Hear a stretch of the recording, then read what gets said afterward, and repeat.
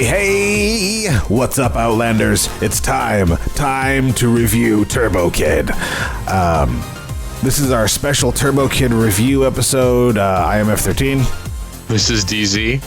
And Turbo Kid, I can't stop talking about this goddamn movie. It was so great. It's a 2015, the website here says 2015 action horror film written and directed by Francois Simard. Did you look him up at all? No, but he's got to be Canadian. Yeah, I mean with that name especially. I don't even think French people are named that anymore. I don't think so. Maybe he's an expatriate. Mabes. Francois Simard, director and actor, known for Turbo Kid, Le Bagman, Profession Militaire, and T is for Turbo. That's about it. That was the short film that he made, right? Yeah, T is for Turbo was the short proof of concept that he did before this. It's kind of like what was that fucking the South African alien movie with the stuff and the things. Monsters. No, Monsters was in Mexico. Come on, focus. I heard South African. I heard South American. No, South African. District 9. District 9. Thank you. The same situation there. He had a proof of concept short, and then the actual film was funded. It's actually fairly common. Saw got the same treatment too. Yeah. I could. Wait, what did? Saw. Okay. Saw. I've never actually seen the short for Saw. I would not mind that. Let's see. In a post-apocalyptic wasteland, a comic book fan, it's tenuous, dons the persona of his favorite hero to save his enthusiastic friend and fight a tyrannical warlord. I suppose the most notable thing about this film is that it stars Mr. Ironside. Our beloved Michael Ironside. Yeah, easily. He skates the line of chewing up the scenery, but he holds back, and you can tell he's actually having some fun. He does look a bit old, though. He's definitely getting on in years, yeah. Michael Ironside, you're right, he definitely does the subdued scene chewing. Yeah, not nearly as bad as some other actors who are clearly not really interested in doing their best. They're not trying to Meryl Streep their way through the movie. They're just like, fuck it. I'm just going to give them whatever they think they want. The star of the film is Monroe Chambers, who actually is a little notable himself. He's an actor in Degrassi, The Next Generation, 2001. He played Eli Goldsworthy. Let's see, West Rift World Chronicles. Jesus, sci-fi McSci-fi-ish. Degrassi. Did you say McSci-fi-ish? Like it's McDonald's sci-fi? Oh, you know what? The Sci-Fi Channel basically is like a McDonald's of sci-fi. I won't disagree with you there. And the robotic love interest is played by Laurence LeBoeuf. Spoiler alert, sir. It's in the fucking trailer. Get out. Oh, is it really? Well, yeah, it shows she's losing hearts. That's in the trailer. And it's revealed very early on in the movie, so it's not at all a spoiler. And, by the way, everybody loves Apple. Yes, everyone loves Apple. This is the only time that you'll hear me say that I love Apple. 15 Love in 2004, Trauma in 2010, and then Turbo Kid 2015. So the smaller IMDb presence than the other two, but no less charismatic. I thought she was great. Oh, she was spectacular. At first, she begins to rub the wrong way because you're like, okay, there's something a bit off with her, and you're like, maybe she's kind of lost it because it is it is post-apocalyptic, but then she really, really just carries it well. You're just like, oh my god, it's impossible not to fall in love with her character.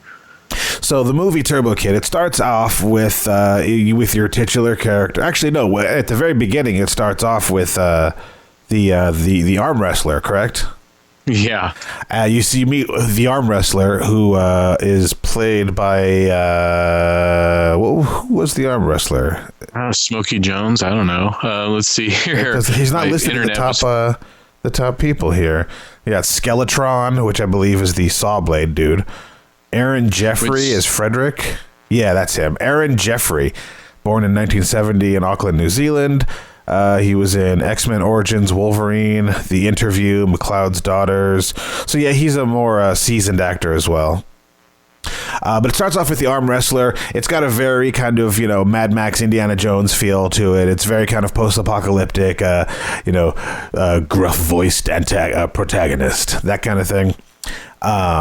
You get to kind of see who he is, and then you meet the kid who is the star of the film. You kind of see him reading his, or he gets his Turbo Man comic book, and you see the kind of like the solitary existence that he lives. Yeah, he's got kind of. I'm not sure exactly what kind of. He's in an industrial complex. I'm not sure exactly what it's supposed to be, but yeah, he's got it rigged up. So it kind of reminds me of the Wild Child from Mad Max, right? Yeah, Road Warrior. But he's obviously civilized. He's not just grunting and shit like that.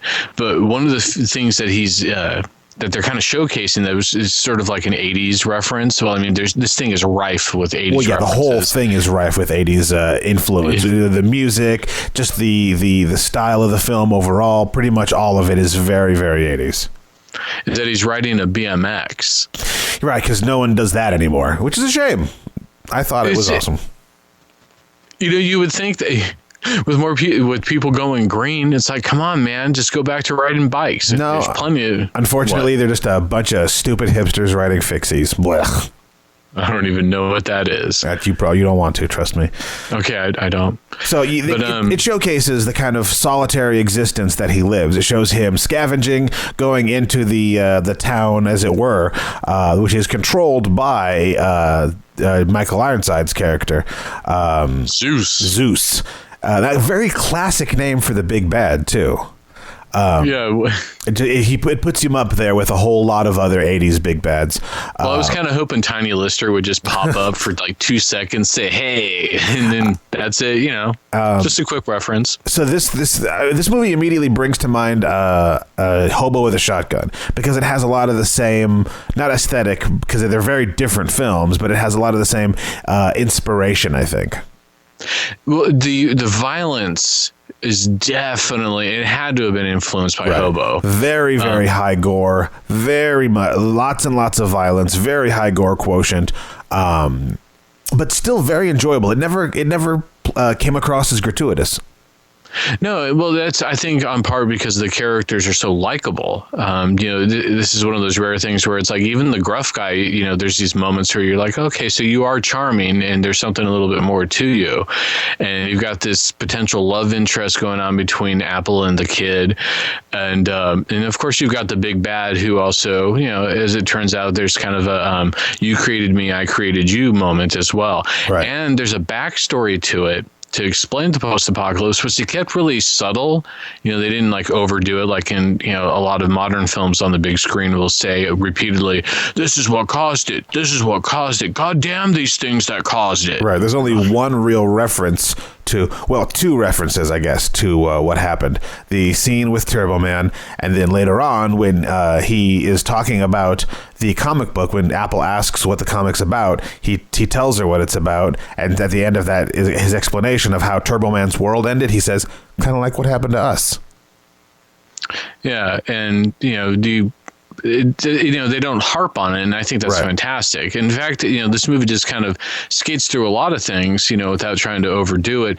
There is only one part which, it actually makes sense that they would, put it into the movie, and that's the origin of why the kid is living on his own. Right. And it plays back on itself, so it's actually a proper way of doing the storytelling. But you can tell that everyone seemed to be having fun. Apple is off the charts. Right. There's even some just these really interesting background characters like the trader who is supplies people with water.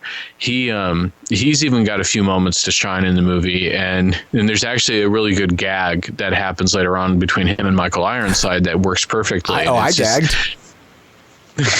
And then there's like the bird guy. Was that worrisome to you, that sequence? It was a bit concerning, yeah. There's even like the bird guy who with the weird like skull helmet and bird feathers coming out of it, who only has one line in the film, but is also incredibly charismatic and likable. Yeah, it's just weird that how they were able to pull this off.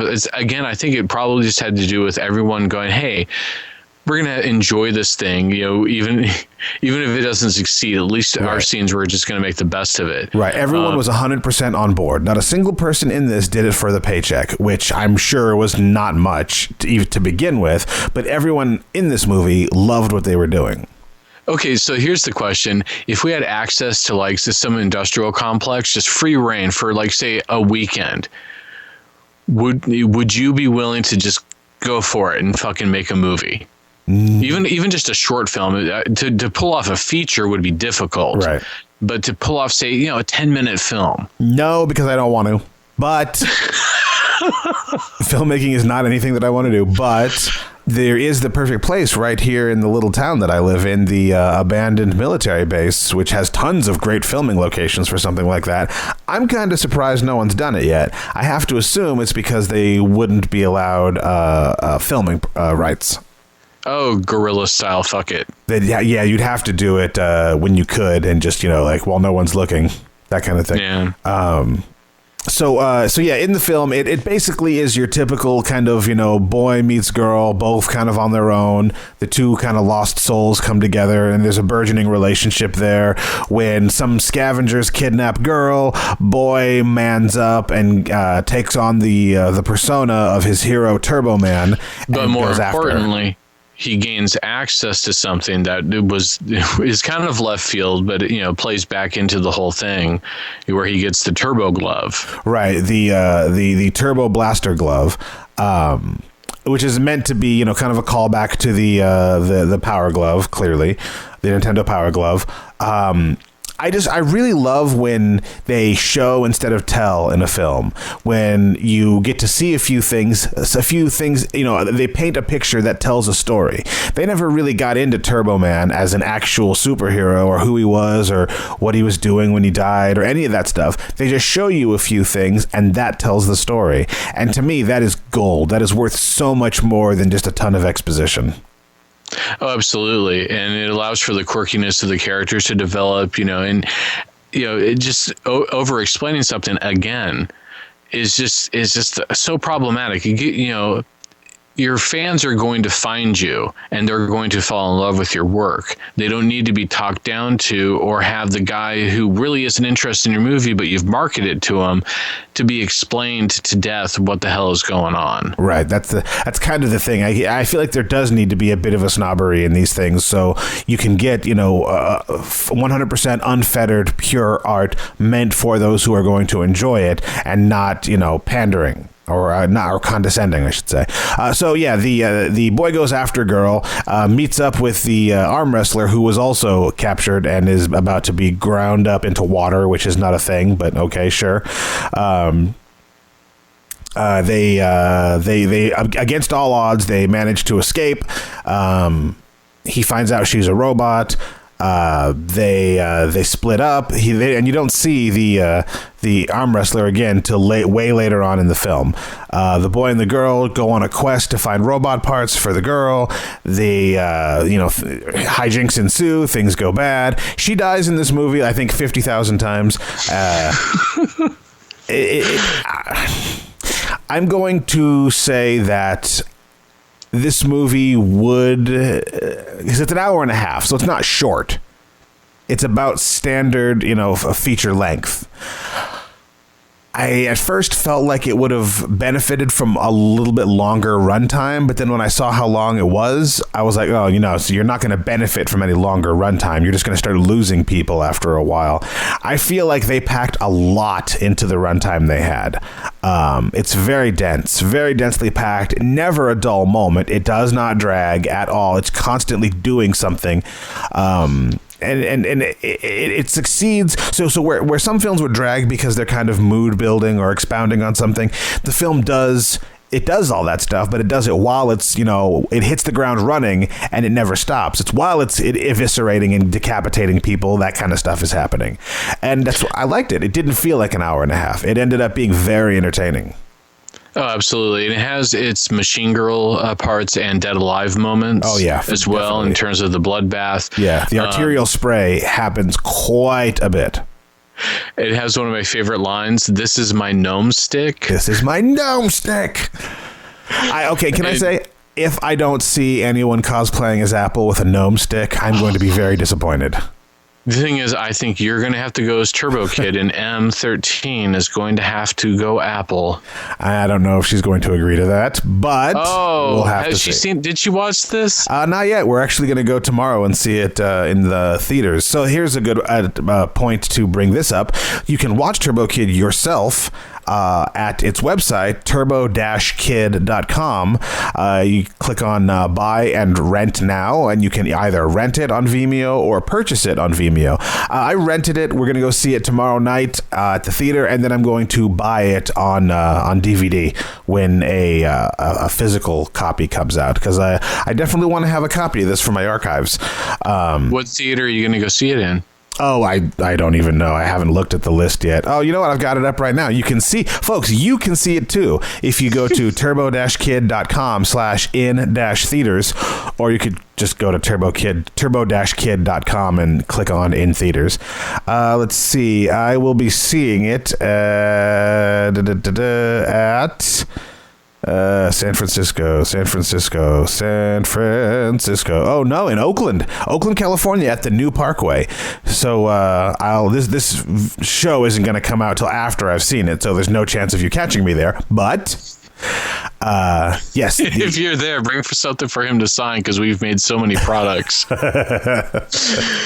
Well, okay, no, the reason why I even wanted you to mention where you're going to see it is I think these theaters are the places to keep in mind for finding these kind of films. Fall in love with your local theaters. Yeah, that's something that's really important. And I don't know if we've ever actually talked about that kind of thing before, but a lot of places have local art house theaters, and they won't have them if you don't go out and support every now and again. Yes, you can watch these movies in the comfort of your own home, because a lot of indie stuff is going streaming at the same time as theater release, but there will not be theater releases of these films if you don't go and support.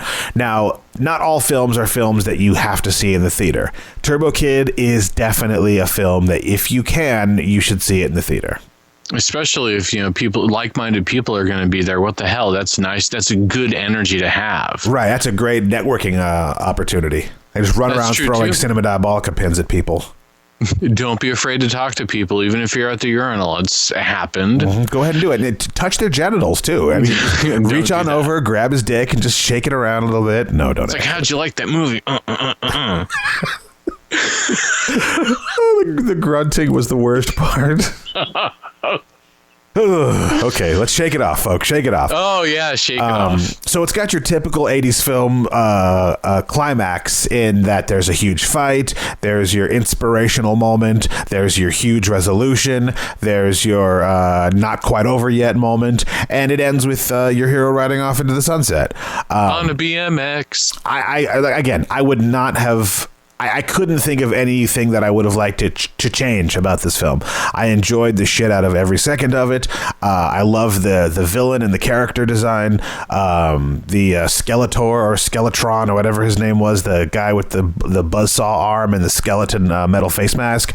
Phenomenal. He had no lines, and he acted his ass off. Yeah, he was so emotive without ever saying a word.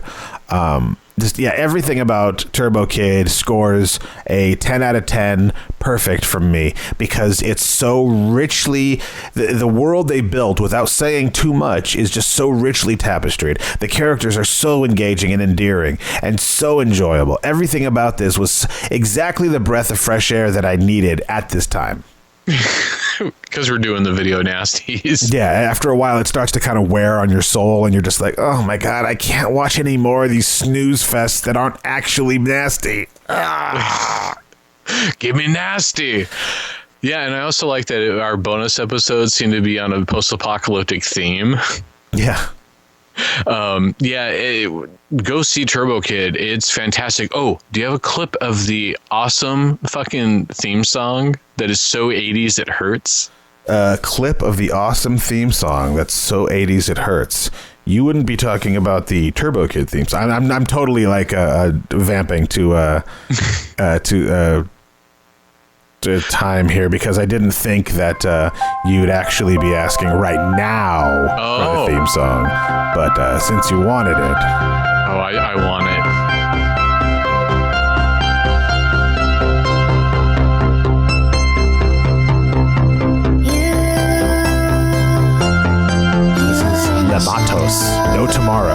featuring Pause, the Turbo Kid original motion picture soundtrack.